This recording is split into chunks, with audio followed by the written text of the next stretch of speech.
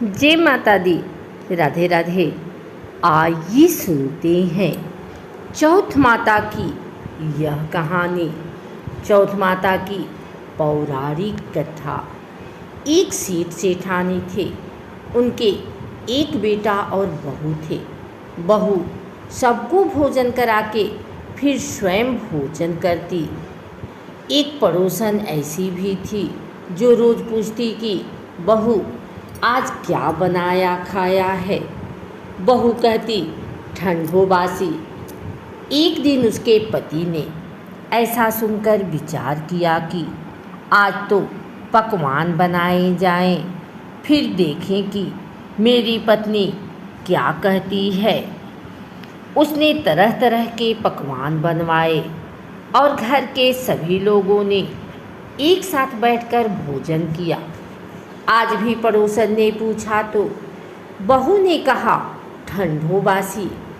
सेठ के लड़के ने सोचा हो ना हो कोई बात अवश्य है जिससे कि मेरी पत्नी ऐसा कहती है। उसने पत्नी से पूछा तुम रोज ठंडो बासी खाया ऐसा क्यों कहती हो, जबकि आज हम सब ने एक साथ बैठकर कई तरह के पकवान खाए। उसकी पत्नी बोली आप लोग जो खा रहे हैं वह बाप बूढ़ों की कमाई है। जिस दिन आप कमा कर लाओगे उस दिन मैं समझूंगी कि ताज़ा भोजन कर रहे हैं। अब एक दिन लड़की ने माँ से कहा मैं एक बड़े शहर में कमाई करने जा रहा हूँ। माँ बोली बेटा अपने पास इतना धन है कि खाया नहीं खुटेगा। माँ के मना करने पर भी बेटे ने स्वयं कमाने का दृढ़ निश्चय कर लिया और जाते समय पत्नी से कहा मैं जब तक कमाकर बहुत सा धन लेकर ना आऊँ तुम चूल्हे की आग मत बुझने देना। एक दिन चूल्हे की आग बुझ गई तो वह मन ही मन घबराने लगी, कहीं मेरे पति पर संकट तो नहीं आन पड़ा। जल्दी से पड़ोस में से आग लाकर चूल्हे में रख दूं। ऐसा विचार करके पड़ोस में गई। वहाँ पड़ोसन चौथ माता का व्रत पूजन कर रही थी। पड़ोसन ने कहा थोड़ी देर में आकर ले जाना। बहू ने पड़ोसन से पूछा आप यह व्रत क्यों करती हैं, इससे क्या मिलता है। पड़ोसन ने कहा चौथ माता के इस व्रत को करने से अन्न लक्ष्मी मिले और अपनी मनोकामना पूरी हो। अब बहू भी चौथ माता का व्रत करने लगी। दीवार पर चौथ माता बनाई। उस दिन घी गुड़ का चूरमा बनाकर रात्रि को चंद्रमा को अर्घ देकर भोजन करती। ऐसा करते करते बहुत दिन हो गए। चौथ माता ने उस बहू के पति को सपना दिया कि साहूकार का बेटा तू जागे कि सोवे, तेरी पत्नी बहुत याद कर रही है, घर जाकर उसकी चिंता मिटा। तू दुकान खोलकर कंकु केसर का पगलिया बना के बैठ जा। आज तेरा हिसाब किताब चुकता हो जाएगा। अब तो चौथ माता ने जैसा कहा था वैसा ही हुआ। उसने घर जाने की तैयारी की और गाड़ी भर के धन दौलत लेकर चल दिया। रास्ते में एक बड़ा सा काला नाग फन फैलाए बैठ गया और कहने लगा आज तो मैं तुम्हें डसूंगा, छोड़ूंगा नहीं। आज तेरी आयु पूरी हो गई है। सेठ के लड़के से कहा आज चौथ माता ने मुझे सपना दिया तो मैं पत्नी से मिलने घर जा रहा हूँ। वहाँ मेरी पत्नी बहुत चिंता कर रही है, मैं उससे मिलकर जरूर आऊँगा, तब तुम मुझे डस लेना।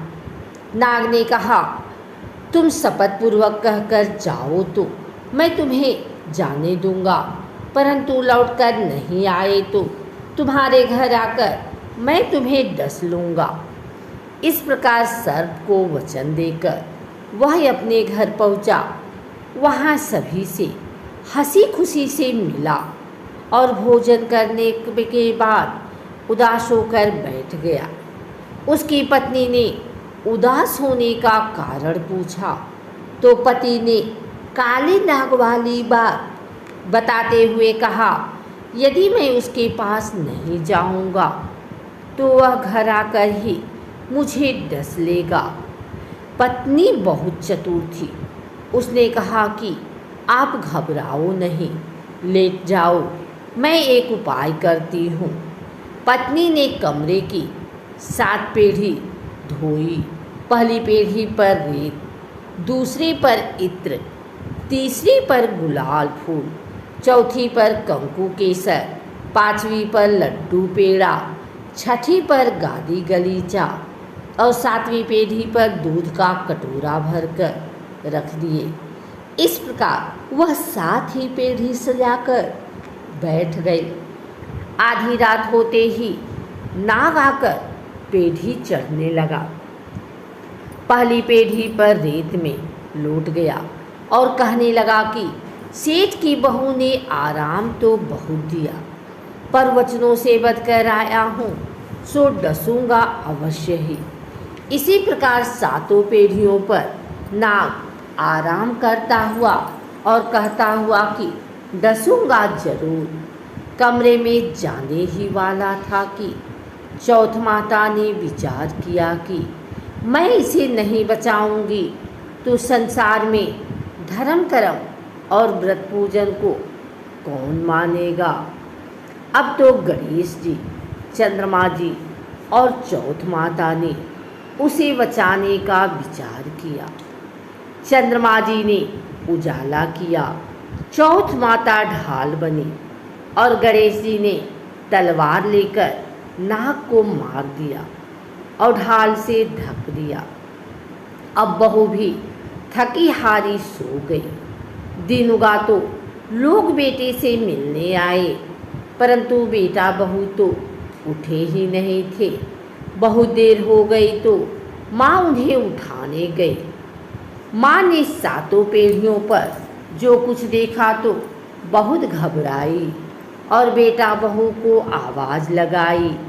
बेटा बहू उठे तो देखा कि एक ढाल तलवार वहाँ पड़ी है। अब ढाल उठाई तो वही काला नाग मरा हुआ पड़ा है। बेटा बहू ने सोचा कि आज तो धर्म कर्म ही आड़े आए, जो भगवान गणेश जी और चौथ माता ने अपनी रक्षा की। हे चौथ माता, आपने जैसे सेठ के बेटे बहू की रक्षा की, वैसी सबकी रक्षा कीजो। बोलो चौथ माता की जय।